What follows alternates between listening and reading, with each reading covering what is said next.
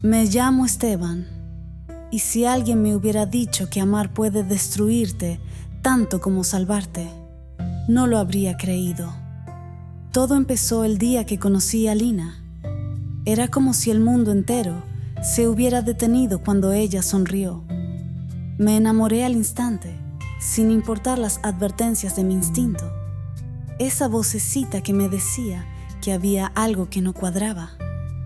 Con Lina todo parecía perfecto al principio. Yo le daba mi tiempo, mi cariño, mi alma. La llevaba a lugares que sabía que la harían feliz.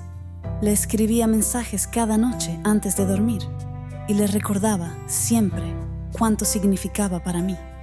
Ella me agradecía, pero había algo en su mirada, una tristeza oculta o tal vez un deseo que yo nunca podría llenar. Con el tiempo, las grietas empezaron a aparecer. Había noches en las que no contestaba mis llamadas, días en los que su mente parecía estar en otro lugar. Me decía que era el trabajo, que estaba cansada, y yo elegí creerle. Porque eso hacemos los que amamos, justificamos lo injustificable. Un día, por casualidad, encontré la verdad. Era un mensaje en su teléfono. Lo vi mientras ella se duchaba. No quería espiar, no soy así, pero algo me empujó a mirar. «Te extraño», decía. Era de alguien llamado Camilo. Esa noche no pude dormir. ¿Quién era ese hombre? ¿Por qué ella lo extrañaba? Al día siguiente fui a su apartamento. No podía seguir fingiendo que no sabía. Cuando le mostré el mensaje, se quedó en silencio. Sus ojos se llenaron de lágrimas, pero no negó nada.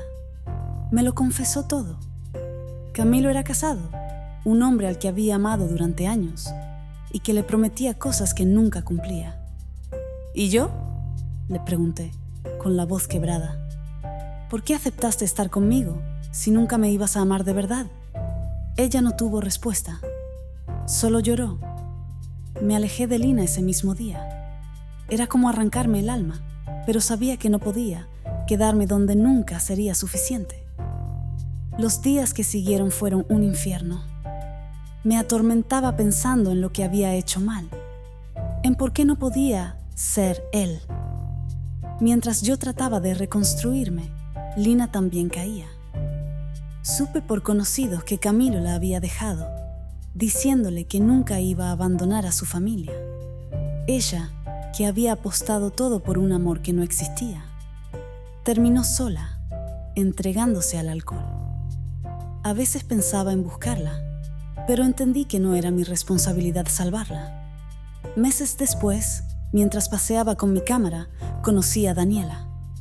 Fue algo casual, un simple «¿Te importa si me siento aquí?», en un banco del parque.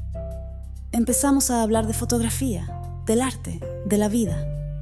Con ella no sentí ese peso en el pecho, esa incertidumbre que siempre tuve con Lina. Todo era ligero, honesto.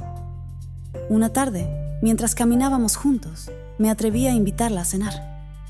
Ella sonrió y dijo que sí.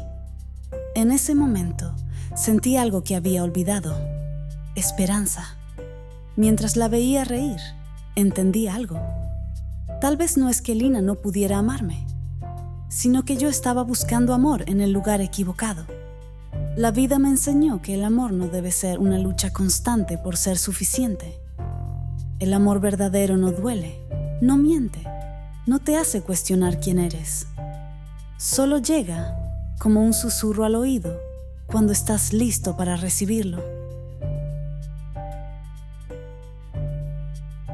Si quieres escuchar más relatos como este, suscríbete a este canal Mis Historias de Amor y no te pierdas todas las interesantes historias que tenemos para ti.